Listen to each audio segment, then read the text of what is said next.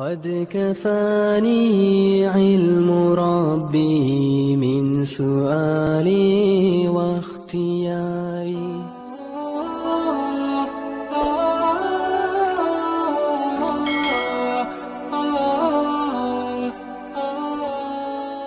Fa'asa an takrahu syai'an. Mungkin saja kamu tak suka kepada benda itu yang mungkin itu tak sukanya kamu mendatangkan kebaikan kepada kamu.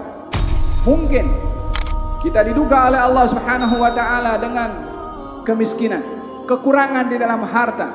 Bukankah pernah berlaku kepada seorang bernama Tha'labah yang di dalam hatinya itu tak betul dan dikatakan ada nifaq, datang kepada Rasulullah memberitahukan, "Ya Rasulullah, doakan saya supaya menjadi orang kaya." Kata baginda Rasulullah, "Ya Tha'labah, qalilun tashkuruhu khairun min kathirin la tutiqu." Wahai Tha'labah, sedikit kamu dapat, kamu bersyukur lebih baik daripada banyak kamu tak mampu nak pikul. Dipaksa balik, doakan aku menjadi orang kaya. Dikatakan, dinasihatkan balik oleh Nabi 3 kali. Dipaksa Nabi, maknanya dia tak nak dengar punya nasihat Nabi. Dia nak juga Nabi doa macam dia suka, tak menyerahkan kepada Nabi apa yang terbaik untuknya. Maka Nabi doakan, dia punya kambing jantan dan betina, beranak pinak macam ulat. Itu ulat kalau beranak pinak sekali banyak.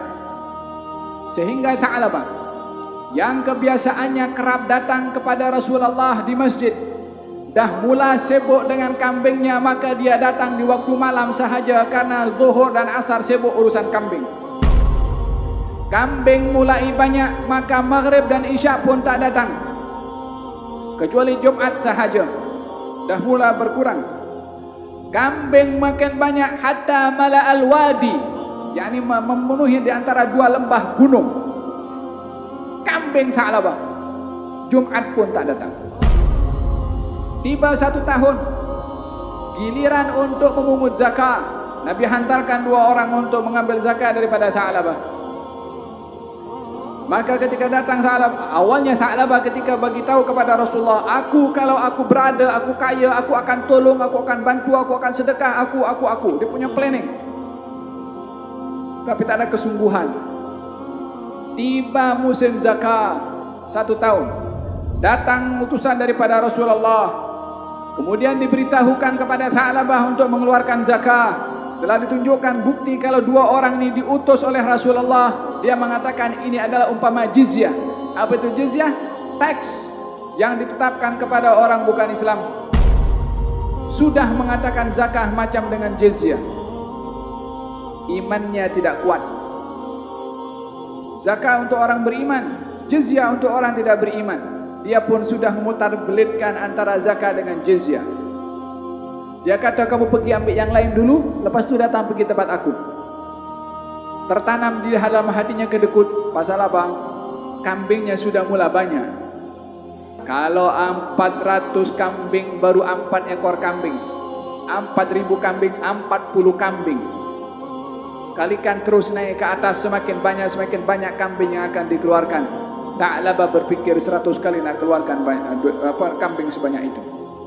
2 sahabat Nabi patah balik setelah mengambil dah zakat daripada yang lain. Jumpa dengan Tha'labah, dia kata, aku nak fikir lagi. Balik jumpa dengan Rasulullah tanpa membawa zakat daripada Tha'labah karena tidak diizinkan oleh Tha'labah. Daripada jauh Nabi nampak orang itu berjalan kepada Rasulullah dan tidak melihat banyak kambing. Nabi dah tahu dan sedar kalau Tha'labah tak keluarkan zakat. Maka Nabi bersabda, waiha Tha'labah, celaka Tha'labah. Awalnya masa miskin dia minta kaya. Nabi kata, sedikit kamu syukur lebih baik daripada banyak kamu tak mampu nak pikul. Bukankah bila dalam kemiskinan bersyukur kepada Allah walaupun susah lebih baik daripada keadaan yang dia tiba waktu untuk mengeluarkan yang diwajibkan oleh Allah, maka dia tak mengeluarkan juga.